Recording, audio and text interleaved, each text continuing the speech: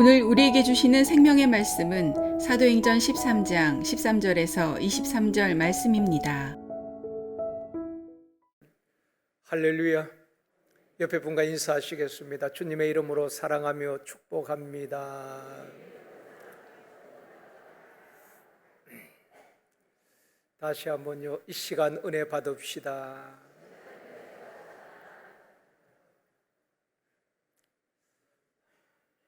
옛말에 은혜는 물에 새기고 원수는 돌에 새긴다는 말이 있습니다. 하나님의 은혜, 또 부모님의 은혜, 또 그 누군가로부터 받았던 사람에 대한 은혜는 너무 쉽게 잊어버린다는 것입니다. 그런가 하면은 내가 받은 상처나 또 섭섭한 마음은 돌에 새기듯 잊지 아니하고 오랫동안 기억한다는 것입니다. 우리가 잊어야 할 것이 있고 잊지 말아야 할 것이 있습니다. 과거의 안 좋은 기억들, 실패의 기억, 상처받은 기억, 섭섭한 마음, 누구에게나 다 있을 수 있습니다. 우리가 인생을 살다 보면은 상처 없는 사람이 누가 있겠습니까? 섭섭함이 없는 사람이 누가 있겠습니까? 그런 것은 빨리 잊을수록 좋습니다. 그런가 하면은 우리가 잊지 말아야 할 것이 있습니다. 신명기 6장 12절 말씀 같이 읽겠습니다. 너는 조심하여 너를 애굽 땅 종되었던 집에서 인도하여 내신 여호와를 잊지 말고. 그 이스라엘 백성들이 애굽에서 비참하게 노예 생활할 때에 그들을 하나님께서 구원해 주시고 인도해 주신 하나님을 잊지 말라, 그렇게 말씀하고 있습니다. 또 시편 103편 2절 말씀 같이 읽습니다. 내 영혼아 여호와를 송축하며 그의 모든 은택을 잊지 말지어다. 오늘 전반기 마지막 주일입니다. 많은 일들이 있었지만은 교회를 지켜주시고 가정을 지켜주시고 무엇보다도 우리의 생명 지켜주신 하나님, 그 모든 은택을 잊지 말아야 하는 것입니다. 사랑하는 성도 여러분, 하나님께서 베풀어 주신 구원의 은혜와 모든 은택을 잊지 않는 저와 여러분이 되어지기를 원합니다. 오늘은 6.25 73주년이 되는 날이기도 합니다. 본문 말씀을 가지고 기독교인의 역사의식과 6.25라는 제목으로 말씀을 드리려고 합니다. 역사의식이란 말은 역사를 바라보는 시각을 말하는 것입니다. 오늘은 6.25 전쟁의 비참함에 대해서 잠깐 말씀을 드리고 또 오늘 본문 말씀을 강해하도록 그렇게 하겠습니다. 첫 번째로 잊지 말아야 할 전쟁의 비극입니다. 저를 포함한 전후 세대들은 전쟁의 참상을 잘 모릅니다. 부모님으로부터 또 학교에서 들어서 알고 있지 그 전쟁이 얼마나 비참한가를 잘 모릅니다. 그러나 전쟁을 직접 겪은 장로님, 권사님, 또 연세 드신 분들은 전쟁이 얼마나 비참하다는 것을 잘 알고 있습니다. 그래서 60년, 70년대에 남북이 냉전기 때에 교회마다 장로님, 권사님들의 기도 1순위가 나라와 민족을 위한 기도였습니다. 지금도 저는 기억하고 있습니다. 장로님이 기도하실 때마다 이 땅에 다시는 6.25 같은 전쟁이 없게 하시고 우리 후손들에게는 평화로운 나라를 물려줄 수 있게 해달라고 늘 애절하게 기도하셨던 장로님, 권사님들의 기도가 생각이 납니다. 그만큼 나라가 소중하다는 것이지요. 우리는 나라를 잃은 서러움, 주권을 빼앗긴 경험이 있습니다. 그러기에 나라 없는 국민이 어디 있겠습니까? 나라와 민족을 위해서 그렇게 기도했던 것 같습니다. 6월 13일 날 우리 국내 선교팀이 주민진 세우리 교회에 선교를 갔습니다. 많은 장로님들과 권사님, 성도들이 함께 하셨는데 전기 공사도 해주고 또 벽지나 천장 도배도 하고 또 미용도 하고 또 의료 지원도 했습니다. 이렇게 각기 재능을 따라서 섬기고 봉사하고 또 저같이 특별한 재능이 없는 사람들은 풀뽑기를 하고 그리고 마을을 이렇게 방문을 했습니다. 여러분들이 기도와 물질로 헌신해 주신 그 사랑을 각 마을을 다니면서 또 전달을 했는데요. 4개 마을 회관에 갔습니다. 한 마을에 갔더니만 여러 연세 드신 분들이 어른들이 계시면서 옛날 이야기를 하시는데 막 흥분해서 이야기하시는 것입니다. 6.25 때에 본인은 15살이었는데 피난 갔던 이야기, 포탄이 떨어지고 이웃들이 자기들 보는 눈앞에서 죽어가는 모습들, 그런 가운데 하나님의 은혜로 살았다는 그런 간증들을 하시는데 막 본인들이 겪었기 때문에 그렇게 말씀을 하시는 것입니다. 나중에는 절제를 시켜야 될 정도로 그렇게 말씀하는 것을 우리가 들었습니다. 그런데 오늘날 초등학생들 가운데에 많은 학생들은 우리나라에서 전쟁이 일어났다는 것조차도 모른다는 것입니다. 우리나라에 언제 전쟁이 있었느냐 모르는 세대란 것입니다. 또 어떤 사람들은 6.25는 북한이 남침한 것이 아니라 북침했다고 주장하는 사람들도 있습니다. 최근에는 천안함 자폭설을 또 주장하여서 무리를 일으키고 역사를 왜곡하는 사람들도 있었지요. 사랑하는 성도 여러분, 우리가 올바른 역사관을 가지고 후손들에게 바른 역사를 가르쳐야 되는 것입니다. 저는 역사를 왜곡하는 것은 국가에 대한 중대한 범죄라고 생각합니다. 때로는 교과서에서도 왜곡하는 그런 일들도 있지요. 우리는 올바른 역사관을 가지고 있어야 하는 것입니다. 1950년 6월 25일에서 53년 7월 27일 휴전협정일까지 3년 1개월 동안 전쟁을 치르면서 얼마나 많은 분들이 나라를 지키고 자유를 지키기 위해서 피를 흘리고 목숨을 잃었습니까? 용산에 가면 전쟁 기념관이 있습니다.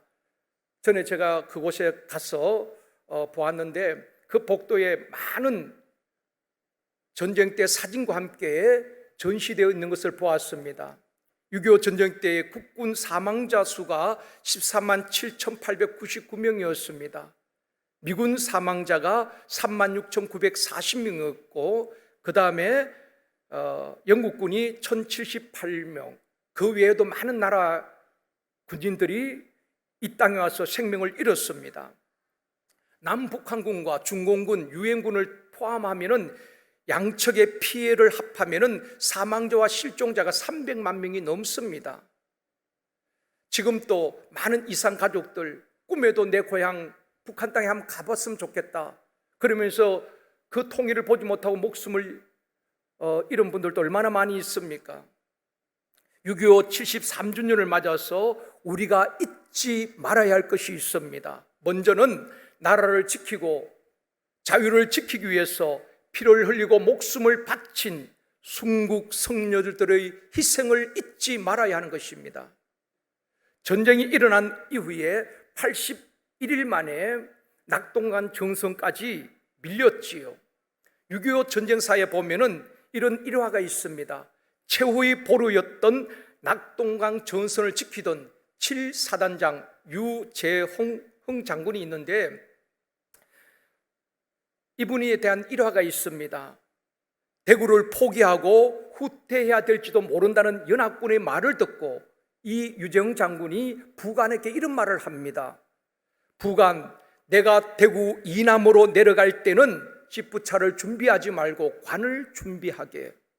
만약에 대구를 포기하고 후퇴해야 될 상황이 벌어진다면 나를 위해서 집부차를 준비하지 말고 차라리 관을 준비하게. 장군이, 사단장이 더 이상 물러설 곳이 없다는 배수진을 치고 나라를 지키기 위해서 죽더라도 여기서 죽겠다는 것입니다. 또한 풍전등화 같은 민족의 위기 앞에서 부산 초량교회에서 피난 온 장로님, 목사님, 권사님, 많은 성도들이 초량교회에 모여서 이 민족을 살려달라고 금식하며 주야로 부르짖었습니다. 저는 그 기도를 하나님께서 들으셨다고 확신합니다. 그리고 하나님께서 역전시켜 주셨지요. 그리고 이 나라를 지켜주신 줄 믿습니다. 사랑하는 성도 여러분, 나라를 지키기 위해서 이처럼 생명 건 장군과 병사들, 무명의 용사들, 군번도 없는 학도병에 이르기까지 피 흘림과 희생이 있었기 때문에 오늘날 저와 여러분들이, 우리 자녀들이 자유 대한민국에서 이 자유를 누리는 것 아니겠습니까? 그러므로 피 흘리며 나라를 지킨 순국 선열들과 유가족들, 또 아직까지 유해도 찾지 못한 수많은 무명의 용사들의 희생을 잊지 말아야 하는 것입니다. 또 하나는 6.25 전쟁 때 우리나라를 도와준 나라들에 대한 고마움을 잊지 말아야 됩니다. 우리나라는 복음의 빚진 나라일 뿐 아니라 많은 전 세계의 빚진 나라입니다. 군사를 파병한 나라가 미국과 영국을 포함해서 16나라가 군사를 파병해 주었고, 또 인도와 덴마크 등 5나라가 의무 지원을 했고, 40나라가 물자적인 지원을 했습니다. 그리고 7나라가 전쟁 이후에 복구를 도왔습니다. 총 68나라가 우리 대한민국을 도왔다는 것입니다. 여러분, 전쟁으로 온 나라가 초토화되어지고 폐허가 되었지 않습니까? 그때 많은 나라들이 도움을 받았고 전 세계에서, 아시아에서 가장 가난했던 우리 나라였습니다. 그런데 온 국민의 헌신적인 노력과 또한 하나님의 은혜와 축복으로 지금은 경제대국으로 성장하였고 국제사회에서 위상이 얼마나 높아졌습니까? 여러분, 이 아시아의 지역에 가면은 많은 사람들이 대한민국을 부러워합니다. 대한민국 국민으로서 자부심을 느껴질 때가 있습니다. 이것은 수많은 순국 선열들의 희생이 있었다는 것을 우리가 잊지 말아야 되고, 또 많은 나라의 도움이 있었다는 것을 기억해야 하는 것입니다. 6.25 때 우리나라를 도왔던 나라들 중에 이 아시아 지역에서는 지금 또 경제적으로 낙후된 나라들이 참 많이 있습니다. 필리핀, 라오스, 미얀마, 베트남, 캄보디아, 인도 다 우리의 선교지지요. 이제는 우리가 그들을 도와야 하는 것입니다. 하나님께서 우리 나라를 영적으로 축복하시고 경제적으로 축복하신 것은 이 마지막 시대에 세계 선교를 감당하려고 하나님께서 특별한 은총을 베푸셨다고 저는 믿습니다. 그러므로 우리는 전 세계를 향하여서 주님이 분부하신 이 복음을 전하고 도울 수만 있다면 또 우리가 경제적으로도 도와야 하는 것입니다. 두 번째로 믿음의 역사성이 있는 민족교회 가정입니다. 이스라엘 백성들을 보면은 하나님의 은혜로 애굽에서 해방되었습니다. 그리고 광야길에 접어들었을 때에 홍해 앞에서 홍해가 갈라지는 기적을 보았습니다. 광야에 먹을 것이 없는 그 광야에서 하나님께서 매일 하늘의 양식 만나를 내려서 그들을 배불리 먹게 해주셨습니다. 물이 없어 목마를 때에 반석에서 생수를 솟구치게 해서 그 물을 마시게 했습니다. 또한 낮에는 구름기둥으로 밤에는 불기둥으로 그들을 지키시고 보호하셨습니다. 옷이 40년 동안 헤어지지 아니하고 발에 물집이 생기지 아니하도록 하나님께서 특별한 기적을 그들에게 베풀어 주셨습니다. 이처럼 수많은 기적을 보고도 이스라엘 백성들은 광야에서 계속 원망하고 불평하다가 결국 죽게 되지요. 왜 그런 일이 일어납니까? 왜 받은 은혜를 유지하지 못하고 믿음을 잃어버렸습니까? 그것은 받은 은혜에 대해서 쉽게 잊어버렸기 때문에 그런 것입니다. 유식한 말로 한다면 믿음의 역사성, 신앙의 역사성이 없었다는 것입니다. 여러분, 문명인들과 비문명인들, 또 문명인과 야만인의 차이가 뭔지 아십니까? 경제적인 부도 있지만은 문명인들은 역사를 기록하고 후대에 남기고 교훈하는 것입니다. 그래서 역사성 있는 민족이라고 말합니다. 선진 국가들을 보면은 역사를 굉장히 중요시합니다. 그리고 후손들에게 그 민족의 역사를 교훈하는 것입니다. 이스라엘에 가면은 야드바심이라는 기념관이 있습니다. 2차 세계 대전 당시에 히틀러의 나치 정권에 의해서 학살당한 600만 명 어린 아이들도 많이 희생되었지요. 수많은 사람들이 유대인들을 추모하는 기념관이 바로 야드바심 홀로코스트라는 이 기념관입니다. 여기 보면 벽에 다 사진이 있습니다. 기념관엔 희생자들의 사진과 함께 유명한 글이 새겨져 있습니다. 용서하자, 그러나 잊지는 말자. 이게 유대인의 정신입니다.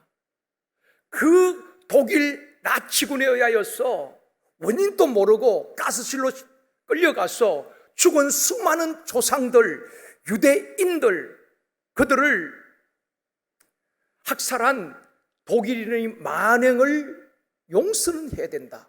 그러나 잊지는 말자. 그래서 60년, 70년대 중동 전쟁이 1차, 2차, 3차 계속 있었잖아요. 특히 68년도에 있었던 3차 중동 전쟁인가요? 그 아랍 연합군과 더불어서 3일, 6일 만에 전쟁이 다 끝나버린 것입니다. 전쟁이 나면은 유대인들은, 유학 갔던 유대인들이 다 자국으로 돌아오는 것입니다. 왜냐하면 그들은 나라 잃은 서러움을 겪어봤기 때문에, 디아스포라로 전 세계에 흩어져서 망국의 한을 겪어봤기 때문에 나라의 소중함을 아는 것입니다. 그래서 나라를 지키기 위해서 전 세계에서 자국으로 다 들어오는 것입니다. 그리고 생명 걸고 나라를 지켜내는 것입니다. 이것이 유대인의 정신인 것입니다. 이스라엘이 르비딤에서 아말렉과의 싸움에서 승리한 이후에 하나님께서 모세에게 이렇게 말씀하셨습니다. 출애굽기 17장 14절 말씀입니다. 같이 읽습니다. 여호와께서 모세에게 이르시되 이것을 책에 기록하여 기념하게 하고 여호수아의 귀에 외워 들리라. 그 광야에서 르비딤이라는 곳에서 아말렉과 싸웠습니다. 하나님의 은혜지요, 승리한 것이. 그리고 모세에게 말합니다. 너희들이 잊지 아니하도록 하나님께서 광야에서 적을 만났을 때에 하나님께서 어떻게 너희에게 승리를 안겨주셨는지 기록하라. 그리고 기억하고 여호수아의 귀에, 후손들의 귀에 들려서 알려주라는 것입니다. 그래서 어떠한 상황에서도 하나님의 함께 하심을 그들이 기억하게 하라. 전쟁은 여호와께 속한 것을 기억하게 하라. 이것이 유대인의 정신인 것입니다. 그러나 비문명인들은, 야만인들은, 아프리카에 있는 오지에 있는 사람들은 역사가 없지요. 기록하지도 않습니다. 그저 나뭇가지로 앞을 가리고 야자수 열매를 먹고 하루하루 살아가는 그들이 무슨 역사가 있겠습니까? 사랑하는 성도 여러분, 교회에도 신앙의 역사성이 있어야 하는 것입니다. 우리 제일성도교회가 하루 아침에 성장하고 또 많은 선교사를 파송한 것 아닙니다. 교회가 세워지고 52년 가까이 원로 목사님을 중심으로 수많은 성도들의 헌신과 희생이 있었던 것 아니겠습니까? 지금까지 계신 분들도 계시지만은 많은 분들이 이 세상을 떠나 천국에 가신 분들도 계십니다. 수많은 성도들의 눈물의 기도와 헌신이 있었다는 것을 잊지 말아야 하는 것입니다. 신앙 선배들의 믿음과 기도, 눈물과 헌신을 기억하고 잘 계승해야 하는 것입니다. 안타까운 것은 교회를 섬기면서 얼마나 헌신하고 눈물로 교회를 지켜오셨습니까? 그런데 세대가 바뀌면서 기도가 약해지고 헌신도가 떨어지는 것입니다. 그렇기 때문에 우리가 잘 선배들의 믿음과 기도, 헌신을 계승하고 더 좋은 교회를 후손들에게 물려줘야 할 책임이 또한 저와 여러분에게 있는 것입니다. 가정에도 신앙의 역사성이 있어야 하는 것입니다. 자녀들, 손자, 손녀들에게 열심히 공부해서 좋은 대학에 들어가고 좋은 직장에 들어가고 좋은 배우자를 만나서 결혼만 하라고 강요할 것이 아니라 내가 하나님을 만나고 내가 지금까지 살아오면서 하나님께서 어떻게 인도하셨는가, 하나님께서 내 기도에 어떻게 응답하셨는가, 문제 앞에서 하나님께서 어떻게 역사하셨는가, 생생한 그 하나님에 대한 이야기들을 자녀들에게 많이 들려주어야 하는 것입니다. 그렇게 해서 가정의 신앙의 역사성이 이어져 가게 되는 것입니다. 유대인들이 잘한 것이 그것인 것입니다. 유대인의 나라는, 이스라엘은 작은 나라잖아요. 우리나라에 비해서도 뭐 강원도, 뭐 경기도 그 정도지요. 인구도 그렇게 많지 않습니다. 그럼에도 전 세계의 노벨상 수상자 23%, 4%를 차지하고 있습니다.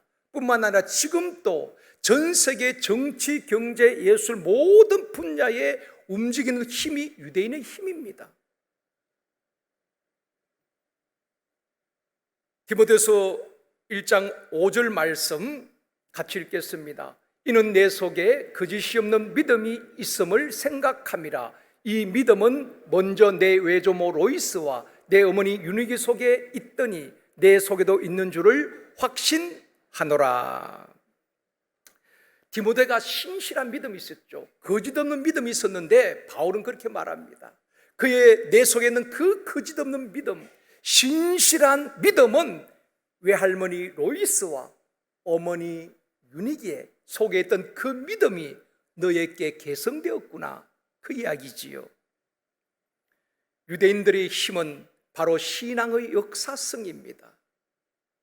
사랑하는 성도 여러분, 믿음의 역사성 있는 교회, 믿음의 역사성 있는 가정이 되어지기를 주님의 이름으로 축원합니다. 저와 여러분이 믿음으로 바로 살아야 하는 것입니다. 그리고 믿음의 대가 끊어지지 아니하고 우리 자녀들은 더 하나님을 경험하고 우리 후손들은 더 좋은 믿음으로 하나님을 섬길 뿐 아니라 하나님을 기쁘시게 하며 시대와 역사 앞에 귀하게 쓰임받는 믿음의 명문 가문이 되어지기를 주님의 이름으로 축원합니다. 세 번째로 역사의식과 복음 전파입니다. 오늘 본문은 안디옥 교회에서 성령의 지시함을 받아 2명을 파송하게 됩니다. 바나바와 사울을 파송하게 되는데, 바나바와 사울이 비시디아 안디옥에서 복음을 전하는 내용을 오늘 본문에서 말씀하고 있습니다. 사도행전 13장 4절 말씀 같이 읽습니다. 두 사람이 성령의 보내심을 받아 실루게아에 내려가 거기서 배 타고 구브로에 가서, 두 사람 바나바 사울을 말합니다. 안디옥 교회에서 이 두 사람을 선교사로 파송을 하게 되는 것입니다. 안디옥에서 육로로 실루게아에 와서 배를 타고 구브로 섬에 도착하게 되는 것입니다. 구브로 섬 살라미에서 내려서 육로로 바보란 곳에 이르게 되는 것입니다. 구브로는 바나바의 고향이기도 합니다. 이 바보란 곳에서, 구브로 섬에서 바나바와 사울이 두 사람을 만나게 되는데, 첫 번째 사람이 총독인 스기오 바울이라는 사람을 만나게 됩니다. 이 스기오 바울이 바나바와 사울에게 하나님의 말씀 듣기를 원합니다. 그런데 또 한 사람이 있었는데, 바예수라는 거짓 선지자요 마술사, 무당이 있었습니다. 바울과 바나바를 대적하게 되는 것입니다. 오늘 본문 앞부분에 보면 설명을 하고 있습니다. 또 이 마술사가 스기오 바울 총독이 하나님의 말씀 듣는 것을 방해하고 또 대적하는 것입니다. 그때 성령 충만한 사울이 그 마술사에게 이렇게 말하는 것입니다. 내가 맹인이 되어 얼마 동안 보지 못하리라. 복음을 방해하는 그 마술사에게 내가 맹인이 되어 얼마 동안 보지 못하리라 말로 선포합니다. 그런데 성령께서 그 즉시 역사하십니다. 그 마술사 바예수가 눈이 멀어지고 맹인이 된 것입니다. 앞을 볼 수가 없었어요. 그 일이 구보로 섬 바보란 곳에서 일어난 것입니다. 오늘 본문 12절입니다. 같이 읽겠습니다. 이에 총독이 그렇게 된 것을 보고 믿으며 주의 가르치심을 놀랍게 여기니라. 총독 스기오 바울이 사울이 말하니까 즉시 맹인이 되어버린 것입니다.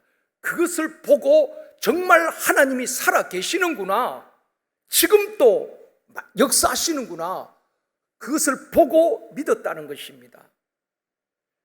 스기오 바울은, 총독은 예비된 영혼이었습니다. 그래서 바울 일행을 이 구보로 섬 바보란 곳에서 이르러 그 스기오 바울을 만나게 하고 그 영혼을 구원하게 되어지는 것입니다. 여러분, 우리가 복음을 전할 때에 또 전도할 때에 행복 모임에서 화요전도 주일전도에서 꼭 기억해야 될 것이 두 가지입니다. 하나는 복음이 전해지는 곳에는 반드시 방해 세력과 대적이 있다는 것을 각오해야 하는 것입니다. 원수 마귀가 가만히 있지 않는다는 것입니다. 자기들이 제일 싫어하는 것을 하기 때문에 복음 전하는 곳에는 반드시 방해와 대적하는 세력이 있습니다. 그러나 우리는 반드시 승리하게 될 줄 믿습니다. 또 한 가지는 예비된 영혼이 있다는 것입니다. 복음을 들어야 할 영혼이 반드시 있습니다. 우리가 성실하게 영혼에 대한 사랑하는 마음, 영혼 구원에 대한 뜨거운 마음이 있다면 하나님은 예비된 영혼을 반드시 전도 현장에 행복 모임에 붙여주실 줄 믿습니다. 이 두 가지를 꼭 기억해야 하는 것입니다. 바로 구보로 섬에서는 스기오 바울이라는 이 영혼을 예배해 두시고 복음을 듣게 하시고 그 영혼을 구원하신 것입니다. 지난 수요일 안양 갈멜산 기도원에서 집회를 하게 했는데요, 제가 느낀 것은 우리 주변에 눈물겨운 사연을 가진 사람들이 참 많이 있구나 하는 것과 또 이 시대에 말씀의 홍수 시대지만은 영적으로 갈급해하고 목말라하고 줄인 영혼들이 참 많이 있구나 하는 것을 느꼈습니다. 집회를 마치고 나오는데 우리 김은기 장로님 또 박재규 집사님 또 우리 권사님 여러분과 집사님들이 저도 몰랐는데 그냥 오셨어요. 그 집회를 마치고 장로님 계시기에 제가 차에서 내려서 잠깐 인사를 드리고 내렸는데 많은 성도들이 와서 기도를 해달라는 것입니다. 또 거기서는 기도할 수가 없죠. 그래서 사양을 하고, 그런데 한 분이, 여성분이 걸어오시는 것입니다. 그분을 보는 순간 계속 울면서 다가오는데, 그분을 보는 순간 마태복음 15장에 나오는 가나안 여인, 딸이 흉악한 귀신 들려서 주님 앞에 물을 꿇고 도와달라고 개취급 당하면서도 처절하게 주님의 도움을 구하는 그 수로보니게 여인이 연상이 되는 것입니다. 그래서 눈물을 떨구면서 제 가까이 오더니만 그런 말을 하는 것입니다. 목사님, 저는 교회에서 남편을 만나서 결혼한 지 3년이 되었다는 것입니다. 3년이 되었는데 그 남편은 현대모비스 자동차 연구원인데 어느 날 퇴근해서 집에 와서 식사를 하시고 운동한다고 밖에 나가셨는데 심정지로 한마디 유언 없이 그냥 돌아가신 겁니다. 요사이 보면 그런 돌연사들이 많이 있잖아요. 얼마나 황당합니까? 그런데 시댁에서는 그 화살이 자기에게 돌아오고 또 재산 문제로 굉장히 힘들고 절박한 상황에서 내가 이렇게 살아야 되느냐, 그런 참담한 마음으로 그냥 기도에 올라왔다는 것입니다. 아마 하나님께서 그 걸음을 인도하셨겠죠. 오늘 말씀을 들으면서 목사님, 내가 큰 위로를 받았고 뿐만 아니라 살아가야 될 목적을 깨달았습니다. 목사님, 죄송합니다만 한 번 기도해 줄 수 없나요? 그래서 제가 그냥 서서 그래서 기도를 해드렸습니다. 너무 애절하게 제 마음도 너무 아팠고, 그런데 다른 분들 또 기도를 받겠다 하는데 이제 사양하고 제가 차를 타고 또 우리 김웅기 장로께서 식사를 대접하신다고 해서 또 식사 대접을 받고 교회로 오는데 우리 행정실에 또 전화가 왔어요. 목사님, 오늘 집회에서 기도원에서 은혜 받은 두 부부가 교회 와서 기다린다는 것입니다. 저는 그런 거 별로 안 좋아하거든요. 오면 또 막 시간을 또 빼앗고 뭐 자기 개인사를 이야기하면 얼마나 또 피곤하겠습니까? 그래도 이제 교회에 와야 되기 때문에 도착했더니만 두 분이 기다리고 계셔요. 근데 보니까 고생을 안 하신 분들 같아요. 아주 이렇게 점잖아 보이시는데 본인들 소개를 하는 것입니다. 호주에서 오래 사시다가 이제 국내에 오셨는데 저 연신내 쪽에 사시는데 부인은 오랫동안 신앙생활 하신 권사님인데 남편은 부인의 평생 기도 제목이었겠죠. 그런데 남편이 이제 교회 간 지 4, 5개월, 이제 새내기인 것입니다. 근데 이 남편이 이제 뭐 채널을 통하여서도 계속 유명한 목사님 설교를 듣고 하는데도 이제 믿음이 아직 없죠. 그런데 계획에도 없었는데 수요일 날 그 집회에 참석하게 되었다는 것입니다. 그런데 남편이 너무 은혜를 받았다고, 그래서 이제 강사가 이름이 제일 성도교회 되어 있으니까 그걸 쳐본 겁니다. 멀지 않으니까 우리 목사님 한번 뵙고라도 가자. 배울 수 없다면은 그냥 교회가 어떤 교회인지 그냥 보고라도 가자. 그렇게 오셨다는 겁니다. 그래서 신앙생활은 그 교회에 담임 목사님께 양육을 받고 그렇게 하셔야 됩니다. 근데 부인 집사님은 그렇게 할 수 있는데 이제 신앙생활 하다 보니까 제대로 정착도 안 된 상태에서 그래도 목사님 와서 말씀을 은혜 받고 싶습니다. 제 의지와는 상관없이 주일날 산부 예배에 오겠습니다. 그러고 가셨어요. 근데 오늘 산부 예배 두 분이 오셨어요. 또 연신내에서 1시간 걸려 오셔서 아마 우리 장로님이 안내를 하신 것 같아요. 무엇을 말씀드리고 싶은가 하면은, 우리가 예수를 믿지만은 남들에게 말할 수 없는 아픔과 눈물겨운 사연을 가진 성도들이 많이 있다는 것입니다. 뿐만 아니라 영적으로 갈급하고 목마른 심령들이 너무 많다는 것입니다. 그래서 목요일날 우리 교직원들 워크숍을 하러 갔습니다. 하루 종일 서로 앞으로 후반기 목회를 어떻게 할 것인가 서로 나누는 가운데 제가 그런 말을 했습니다. 우리 목사님들, 기도에 온 그분들뿐 아니라 우리 교회 안에서도 우리가 알지 못하는 아픈 사연, 눈물겨운 사연을 가진 성도들이 많이 있을 겁니다. 또한 우리가 알지 못하지만은 영적으로 침체가 되어지고 목말라하고 갈급한 성도들이 많이 있을 것입니다.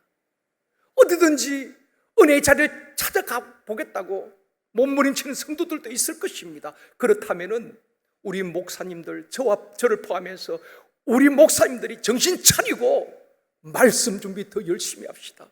우리가 더 깊이 기도하고 더 깊이 말씀을 묵상하고 성도들이 영적으로 줄이지 않도록 우리가 그들을 위해서 기도합시다.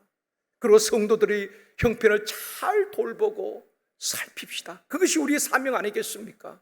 함께 그런 말씀을 나누고 또 다짐을 하기도 했습니다. 사랑하는 성도 여러분, 우리가 영적으로 줄이지 않도록 늘 말씀을 가까이 하고 하나님을 가까이 하고 주의 영으로 충만한 저와 여러분이 되어지기를 원합니다. 오늘 본문 13절 말씀 다시 봅니다. 같이 읽습니다.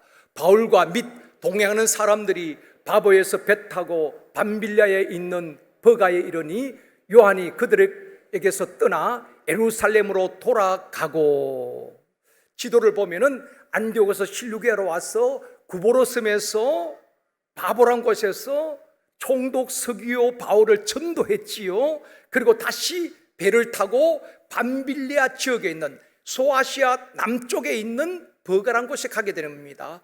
거기에서 어떤 일이 일어납니까? 마가 요한이, 처음에는 바나바, 사울, 마가 요한이 같이 동행했는데 마가 요한이 여기서 돌아가게 됩니다. 예루살렘으로.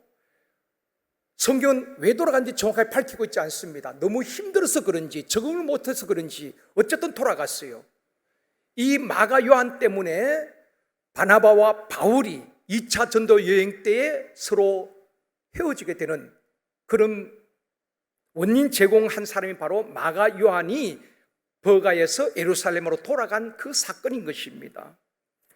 14절 말씀 또 같이 읽겠습니다. 그들이 버가에서 더 나아가 비시디아 안디옥에 이르러 안식일에 회당에 들어가 앉으니라.